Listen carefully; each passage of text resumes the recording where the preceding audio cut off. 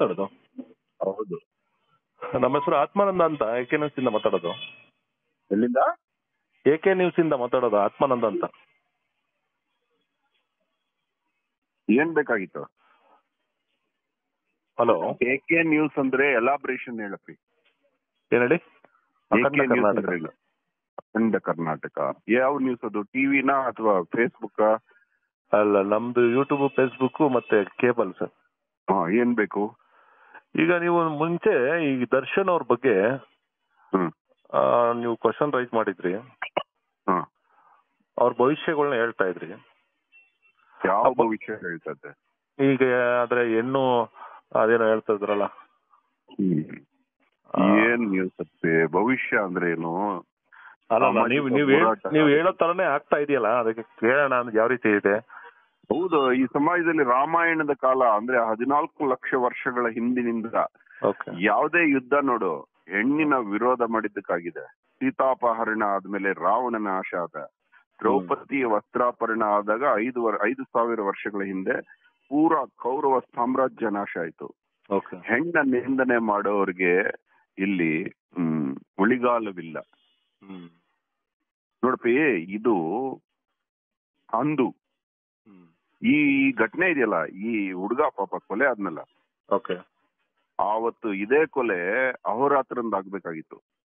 ಯಾವಾಗ ಕಿಚ್ಚ ಸುದೀಪನ ಅಭಿಮಾನಿಗಳನ್ನ ಕಿಚ್ಚ ಸುದೀಪ ಮನೆಗೆ ಕಳುಹಿಸಿಕೊಟ್ಟು ಕುಡಿದು ಅಮಲಿನಲ್ಲಿ ಮನೆ ಮೇಲೆ ಅಟ್ಯಾಕ್ ಮಾಡಿ 30 ಜನ ಅದ್ರ ಮೇಲಿದ್ದವರು ಕೂಗ್ಕೊಂಡು ಮನೆ ಒಳಗ್ ನುಗ್ಗಿ ಬೆಡ್ರೂಮ್ ಒಳಗಡೆ ನುಗ್ಗಿ ಅವತ್ತೇ ಮುಗಿಸ್ಬಿಡ್ಬೇಕಾಯ್ತು ಅಹೋರಾತ್ರನನ್ನ. ಆದ್ರೆ ವಿಧಿಯ ಆಟವೇನೋ ಅಹೋರಾತ್ರ ಉಳ್ಕೊಂಡ. ಆದ್ರೆ ಆವತ್ತೇ ಸಮಾಜ, ಆವತ್ತಿನ ಸರ್ಕಾರ ಒಂದು ನೀತಿ ಮಾಡಿ ಈ ರೀತಿ ದಬ್ಬಾಳಿಕೆಗಳು ನಟರಿಂದ ಆಗ್ಬಾರ್ದು ಅಂತ ಹೇಳಿದ್ರೆ ಇವತ್ತು ಈ ಹುಡುಗ ಉಳ್ಕೋತಿದ್ದ. ಹೌದು, ಆವತ್ತು ಪೊಲೀಸ್ ಆದಿಯಾಗಿ ಅವರ ಕುಡಿತದ ಟೆಸ್ಟ್ ಮಾಡದೆ, ಮೊಬೈಲ್ ಪರೀಕ್ಷೆನೂ ಮಾಡದೆ, ಮೊಬೈಲ್ ಅನ್ನ ಸೀಸ್ ಮಾಡದೆ, ಕಿಚ್ಚ ಸುದೀಪನ ಬಲಗೈ ಬಂಟ ಅವನು ಜಾಕ್ ಮಂಜ ಬಂದು ಬಿಡಿಸ್ಕೊಂಡು ಹೋಗ್ಬಿಟ್ಟ ಪೊಲೀಸ್ ಸ್ಟೇಷನ್ ಇಂದ ಲೀಗಲ್ ಆಗಿ. ವಾರ್ನ್ ಮಾಡಿದ್ದು ಜಾಕ್ ಮಂಜಾನೆ, ನಿಮ್ ಮೇಲೆ ಮತ್ತೆ ಮುಂದೆ ಏನಾಗುತ್ತೋ ನಮಗ್ ಗೊತ್ತಿಲ್ಲ, ನೀವು ಹಿಂದೆ ಹೋಗಿ ಅಂತ ಹೇಳಿದವನು ಜಾಕ್ ಮಂಜ, ಆ ಅಟ್ಯಾಕ್ ಮಾಡಿದವ್ರನ್ನ ಬಿಡಿಸ್ಕೊಂಡೋಗಿದ್ದು ಜಾಕ್ ಮಂಜ. ಈ ನಟರ ಭಾವನಾ ಭಕ್ತಿಗೆ ಆ ಪೊಲೀಸ್ ಅವರು ಬಲಿಯಾಗ್ಬಿಟ್ಟಿದ್ರು. ಜನಾರ್ದನ್, ಮನೋಜು ಇವರೆಲ್ಲ ಲಿಟ್ರಲ್ ಆಗಿ ಅವ್ರ ಪರ ಮಾಡಕ್ ಹೋಗಿ ಕೇಸ್ನ ತಿರ್ಚಕ್ ಹೋಗ್ಬಿಟ್ಟು FIR ತಗೊಳ್ದೆ ಅವರನ್ನ ಬಿಡಿಸಿ ಉಲ್ಟಾ ಮಾಡಕ್ ಹೋಗಿದ್ರು. ಅದು ಎಲ್ಲಿವರೆಗೂ ಹೋಗಿತ್ತು? ಸೀನಿಯರ್ ಹರೀಶ್ ಪಾಂಡೆ ಅನ್ನೋ ವ್ಯಕ್ತಿವರೆಗೂ ಎಲ್ಲಾ ವಿಡಿಯೋ ದಾಖಲೆಗಳಿದೆ ಮಾತ್ರ. ಕರ್ನಾಟಕದಾದ್ಯಂತ ಎಲ್ಲಾ ಸೆಂಟರ್ಸ್ ಅಲ್ಲೂ ಅಹೋರಾತ್ರನ ಹೋರಾಟದ ಅಭಿಮಾನಿಗಳು ಎಲ್ಲಿದಾರೋ ಅವರೆಲ್ಲರ ಹತ್ರ ಇದೆ ದಾಖಲೆ. ಯಾವತ್ತಿದ್ರು ಆಚೆ ಬರುತ್ತೆ. ಆದ್ರೆ ಇವತ್ತು ಅನ್ಯಾಯವಾಗಿ ಈ ರೀತಿ ಜನ ಮರಣ ಹೊಂದ್ತಾ ಇದಾರೆ. ಸಿಕ್ಕಾಕೊಂಡ ಸರಿ, ಇಲ್ಲ ಅಂದ್ರೆ ಎಷ್ಟು ಮಾಡಿರ್ಬೋದು ಇವ್ ನಿಂತವು. ಇವ್ರಿಗೆ ಎಷ್ಟು ಧೈರ್ಯ ಇದ್ರೆ ಹೆಂಗ್ ಮಾಡ್ತಾರೆ? ಇದಕ್ಕೆ ಕರ್ನಾಟಕ ಮಾನ್ಯ ಸರ್ಕಾರ ಕೂಡ ಇವತ್ತು ಒಂದು ನಿರ್ಧಾರ ಮಾಡ್ಬೇಕು. ಏನು ಅಂದ್ರೆ, ಈ ಸೋಷಿಯಲ್ ಮೀಡಿಯಾದಲ್ಲಿ ಅಮ್ಮ, ಅಕ್ಕ, ಹೆಣ್ಣ ನಿಂದನೆಗಳು, ಈ ನೆಗೆಟಿವ್ ಕಾಮೆಂಟ್ಸ್ ಬಂದಾಗ ಸೈಬರ್ ಪೊಲೀಸ್ಗೆ ಕಂಪ್ಲೇಂಟ್ ಕೊಟ್ರೆ ಅಲ್ಲಿ ಸೈಬರ್ ಪೊಲೀಸ್ ಅವರು ಇಮಿಡಿಯೇಟ್ಲಿ ಪ್ರಾಪರ್ ಆಕ್ಷನ್ ತಗೊಂಡ್ರೆ ಈ ರೀತಿ ಪರ್ಸನಲ್ ಕೈಗೆ ತಗೊಳ್ಳೋದಿಲ್ಲ ಕಾನೂನನ್ನ ಜನ. ಇವರು ಕುಡಿದ ಅಮಲ್ನಲ್ಲಿ ಕಾನೂನು ಕೈಗೆ ತಗೊಂಡು ಇವತ್ತು ಅವನ ಜೀವನನೂ ಹಾಳು, ಇವನ ಪರ್ಸನಲ್ ಒಂದು ದ್ವೇಷಕ್ಕೋಸ್ಕರ ಇನ್ನೋಸೆಂಟ್ ಅಭಿಮಾನಿಗಳು, ಕೊಂದವನು ಅಭಿಮಾನಿ, ಕೊಲ್ಲಿಸ್ಕೊಂಡವನು ಅಭಿಮಾನಿ, ಕೊಂದವನು ಅಭಿಮಾನ್ಯ ಪಡೆದ ಅಂತಹ ಇವನು ಇದೆಂತ ಕ್ರೌರ್ಯ ಕಣೋ. ಕಾಲಲ್ಲಿ ಚೆಚ್ಚಿ ಕೊಂದಿರೋದು ನೋಡೋ. ಇವರು ದೇಶದ ಹಿಡಿತದಿಂದ ತಪ್ಪಿಸ್ಕೋಬಹುದು, ಯಾಕಂದ್ರೆ ಹಣವಂತರು ಸಿಕ್ಕಾಕೊಳ್ಳೋದು ಈ ನೋಡಿ. ಇವತ್ತು ಕಿಚ್ಚ ಸುದೀಪ್ನ ಅಭಿಮಾನಿಗಳು ಅವತ್ತು ಅಟ್ಯಾಕ್ ಮಾಡಿದವರು 11 ಜನ ಅಲಿತಾ ಇದಾರೆ ಕೋರ್ಟ್ಗೆ. ಒಂದ್ ದಿವಸ ಅವನು ಕಿಚ್ಚ ಸುದೀಪ ನನಗೋಸ್ಕರ ಬಂದಿದ್ದಾರೆ ಇವರು ಅಂತ ಅವನು ಕೋರ್ಟ್ ಹತ್ರ ಬಂದು ಇವ್ರಿಗೆ ಟಿಫನ್ ಕೊಡಿಸ್ಲಿಲ್ಲ. ಮತ್ತೆ ಅವನು ಅಟ್ಯಾಕ್ ಮಾಡಿದ ಅವನ ಮುಖ್ಯ ಪರ್ಸನ್ ಇದಾನಲ್ಲ, ಯಾರೋ ನವೀನ್ ಗೌಡ ಇವತ್ತಿಗೂ ಕಿಚ್ಚ ಸುದೀಪ್ನ್ಗೆ ಆ ಸೆಕೆಂಡ್ ಡೇ ಇಂದಾನೆ ಅದ್ರ ಮಾರನೇ ದಿವಸ ಶಿವಗಂಗೆ ಸೆಕೆಂಡ್ ಡೇ ಇದು ಇವತ್ತಿಗೂ ಅವ್ನ ಬಾಡಿ ಗಾರ್ಡೆ ಅವ್ನ ಪಕ್ಕದಲ್ಲೇ ಇರ್ಬೇಕು ಇವನು. ಎಷ್ಟು ಇವರು ಆಟಗಳು ಆಡ್ತಾ ಇದಾರೆ ಇವತ್ತು. ಇನ್ನೂ ಇವ್ರು ಪಾಠ ಕಲಿದೇ ಇದ್ರೆ ನಾಳೆ ಇದೇ ಭವಿಷ್ಯ ಅಂತ ಹೇಳಿದೆಯಲ್ಲ, ಇದು ಭವಿಷ್ಯ ನುಡಿಯೋರು ಬೇಕಾಗಿಲ್ಲ ಇದಕ್ಕೆ. ಭವಿಷ್ಯ ನುಡಿಯೋರು ಸಾಮಾನ್ಯ ಮನುಷ್ಯನಿಗೂ ಅನ್ಯಾಯಕ್ಕೆ ಶಿಕ್ಷೆ ಇದ್ದೇ ಇದೆ. ಅದು ಸ್ಟೇಟ್ಮೆಂಟ್. ಅದು ನ್ಯಾಯಕ್ಕೆ ಸತ್ಯ ಎಲ್ಲಿದೆಯೋ ಅಲ್ಲಿ ಜಯ ಇದೆ. ಇದು ಸ್ಟೇಟ್ಮೆಂಟ್. ಸತ್ಯಮೇವ ಜಯತೆ ನಮ್ಮ ಭಾರತದ ಲಾಂಛನ. ಅದು ನೋಟ್ ಮೇಲೆ ಇರುತ್ತೆ. ಅದರಿಂದ ಅದು ಭವಿಷ್ಯ ಅಲ್ಲ. ಅದು ಮಾಡಿದ್ದುಣ್ಣ ಮಹಾರಾಯ ಅಷ್ಟೇ ಕನ್ನಡದಲ್ಲಿ. ನೀವು ಕರೆಕ್ಟ್ ಆಗಿ ನ್ಯಾಯ ರೀತಿಯಲ್ಲಿ ಮಾತಾಡಿದ್ದೀರಾ. ಮತ್ತೆ ನಾನು first of all Puneeth care ಹೇಳಿದ್ದು ನೋಡಿದೆ, ಸೇಮ್ ಕ್ಯಾರೆಕ್ಟರ್ ಹಂಗೆ ಆಯ್ತು. ನೋಡು, ಅವನು ಮರ ಕಡಿಬೇಡ್ವು ಅಂದೆ ಅಷ್ಟೇ ನಾನು. ಹೆಣ್ಣನಿಂದನೇ ಅಲ್ಲ ಕೇಳಿದೆ. ಸುದೀಪನ್ಗೆ ಏನ್ ಹೇಳಿದ್ರೆ, ಹೆಣ್ಣನಿಂದನೇ ಅಲ್ಲ ಜೂಜ್ ಆಡಿಸ್ಬಿಡ್ವು, ಜನ ಸಾಯ್ತಾ ಇದಾರೆ ಅಂತ ಒಳ್ಳೆ ಮರ್ಯಾದೆಯಾಗಿ ಹೇಳಿದೆ. ಅವನು ಹೆಣ್ಣು ಮಕ್ಕಳ ತಂಟೆಗೆ ಬಂದ್ಬಿಟ್ಟ. ಇವಂದೇ ಪರ್ಸನಲ್ ಚಾನಲ್ಸ್ ಇದೆ ಮಾಡ್ಕೊಂಡಿದ್ದಾನೆ ಇಂಡೈರೆಕ್ಟ್ ಆಗಿ ಅಭಿಮಾನಿಗಳು. ಅದರಲ್ಲಿ ನಮ್ಮ ಹೆಣ್ಣು ಮಗು ಹಣೆ ಮೇಲೆ ಚಪ್ಪಲಿ ಇಟ್ಬಿಟ್ಟು ಆಕ್ಷನ್ಗೆ ಹಾಕಿದ್ದಾನೆ. ಎಷ್ಟಕ್ ತಗೋತೀರಿ, ಏನಕ್ ತಗೋತೀರಿ ಎಲ್ಲ ಇದೆ ನನ್ನ ಹತ್ರ ದಾಖಲೆಗಳು. ಸ್ವಂತ ಮಗು ಇರೋರೆ ಹಿಂಗೆ. ಅಟ್ಲೀಸ್ಟ್ ಓಕೆ ನೀನ್ ಮಾಡ್ತಿಲ್ವಾ ಬುದ್ಧಿ ಹೇಳಕ್ಕೇನು ಹೋಗ್ಲಿ ಅಂತ ಅಭಿಮಾನಿಗಳನ್ನ ನಿನ್ ಬಾಡಿ ಗಾರ್ಡ್ ಏನ್ ಇಟ್ಕೊಳ್ಳೋದು, ಅಮ್ಮ ಆಗ ಬೈದವ್ರನ್ನ. ಇದೆಲ್ಲ ಶಿಕ್ಷೆ ಆಗ್ಬೇಕು. ಇಲ್ಲಾಂದ್ರೆ ಇದು ಸಮಾಜ ಎದ್ದೇಳುತ್ತೆ. ಇದೊಂದು ಮತ್ತೆ ಪೊಲೀಸ್ ವ್ಯವಸ್ಥೆ ಮತ್ತೆ ಸರ್ಕಾರಕ್ಕೆ ಅಹೋರಾತ್ರ ಮತ್ತೆ ಮನವಿ ಮಾಡ್ತಾನೆ. ಸರ್ಕಾರದಲ್ಲಿ ಹೆಣ್ಣಿಗೆ ಗೌರವ ಕೊಟ್ರೆ ಸರ್ಕಾರ ಯಾವತ್ತೂ ಬೀಳಿಸ್ತಿಲ್ಲ. ಇವತ್ತು ಆಕ್ಚುಲಿ ಫ್ರೀ ಟಿಕೆಟ್ ಏನೋ ಮಾಡಿದೆ ಹೆಣ್ಮಕ್ಳಿಗೆ, ತುಂಬಾ ಖುಷಿ ಆಯ್ತು ನನಗೆ. ಯಾಕಂದ್ರೆ ಅಪ್ಪಿ ತುಂಬಾ ನೊಂದಿದಾರೋ ಹೆಣ್ಣು ಸಮಾಜ. ನಿನ್ಗೆ ಗೊತ್ತಿಲ್ಲ, ನಿನಗೆ ನಿಮ್ ತಾಯಿದು ನೆನಪು ಮಾಡ್ಕೋಪ, ಎಷ್ಟು ಕಷ್ಟಪಟ್ಟಿರ್ತಾರೆ. ಅವ್ರಿಗೆ ಒಂದು ಒಳ್ಳೇದು ಮಾಡಿದ್ದಾರೆ. ಇದು ಇನ್ನು ಕುಡಿತಾ ಎಲ್ಲ ನಿಲ್ಲಿಸ್ಬಿಟ್ಟು ಸರ್ಕಾರ ಒಳ್ಳೆ ಕೆಲಸ ಮಾಡಿದ್ರೆ ಯಾರು ಬೀಳ್ಸಕ್ಕಾಗಲ್ಲ. ಇಂಥ ಅನ್ಯಾಯಗಳು ನೋಡಿ, ಯಾರೇ ಆಗಿರ್ಲಿ ಅರೆಸ್ಟ್ ಆಗ್ಬೇಕು. ಆವಾಗಿದ್ದ ಸರ್ಕಾರ ನ್ಯೂಸ್ ಅಲ್ಲೂ ಬರಕ್ ಬಿಡ್ಲಿಲ್ಲ ನಮ್ ಕೇಸ್ನ. ಯಾಕಂದ್ರೆ ಇನ್ಸ್ಪೆಕ್ಟರ್ ಒಂದೇಳು ಮೇಲ್ವರೆಗೂ ಹೋಗಿದೆ, ನಿಮ್ಮ ಅಭಿಮಾನಿ ನಾನು, ನಿಮ್ ಬುಕ್ಸ್ ಎಲ್ಲ ಓದ್ತೀನಿ, ಇದು ಮೇಲಿಂದ ಪ್ರೆಷರ್ ಇದೆ, ನಾ ಏನು ಮಾಡಕ್ ಆಗಲ್ಲ, ನಿಮ್ ಕೇಸ್ ವಾಪಸ್ ತಗೊಳ್ಳಿ, ನಂತರ ದಾಖಲೆ ಇದೆ. ಹೇಳ್ತಾನೆ ಈ ಜೂಜಾಟದ ವಿರುದ್ಧ ಯಾಕೆ ಹೋರಾಡ್ತೀರಿ ನೀವು, ಅದ್ರ ಬದಲು ಡ್ರಗ್ ವಿರುದ್ಧ ಹೋರಾಡಿ ನಾನು ಸಹಾಯ ಮಾಡ್ತೀನಿ ಅಂತಾನೆ.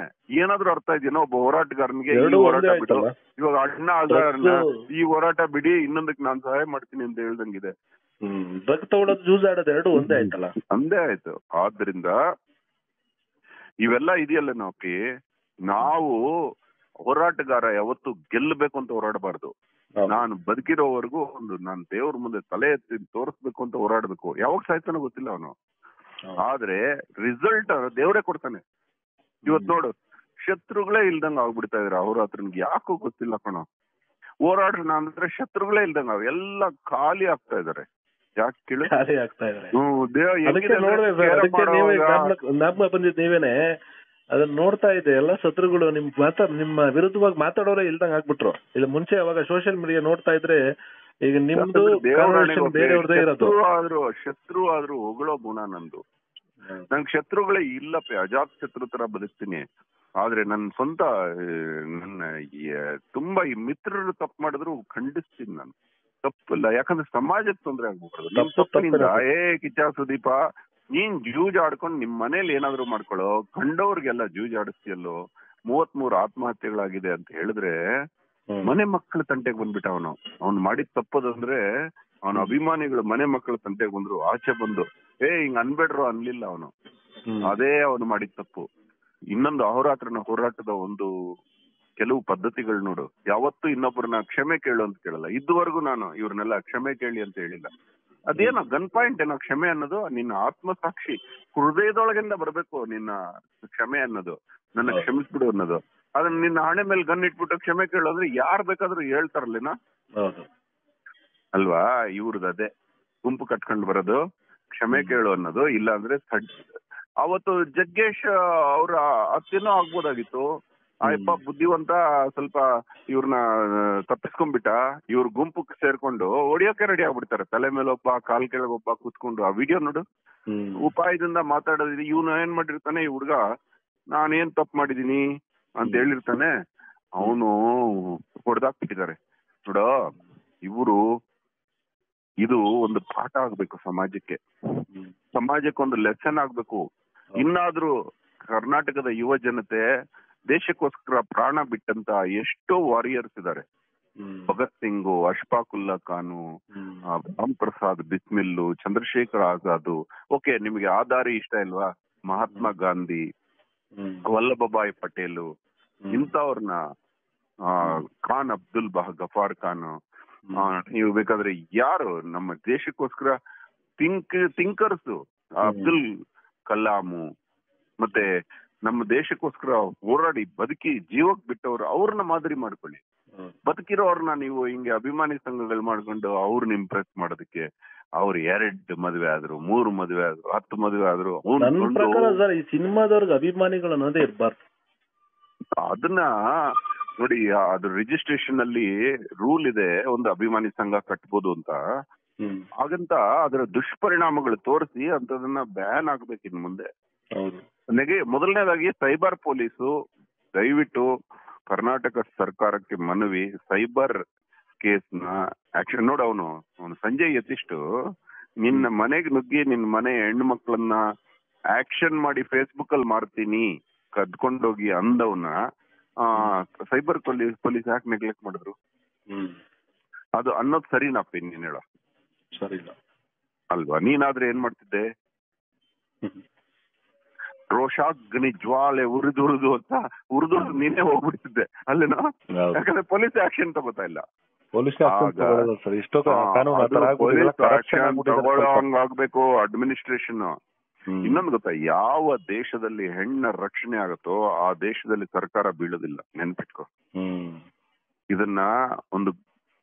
ಇದೊಂದು ಹಿತಬೋಧನೆ ಅಂತಾದ್ರೂ ತಗೊಳ್ಳಿ, ಇದೊಂದು ಚಾಣಕ್ಯ ನೀತಿ ಅಂತಾದ್ರೂ ತಗೊಳ್ಳಿ, ಇದನ್ನ ನೀವು ಪಾಲಿಸ್ಬೇಕು ಮಾನ್ಯ ಸರ್ಕಾರ.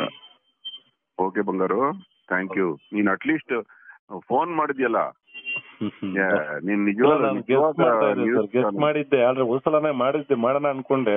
ಅಂದ್ರೆ ನಿಜವಾದ ನ್ಯೂಸ್ ಚಾನಲ್ ನಿನ್ ಬೆಳೆಯುತ್ತೆ, ನಿಂದು ನ್ಯೂಸ್ ಚಾನಲ್. ಯಾಕೆ ಗೊತ್ತಾ?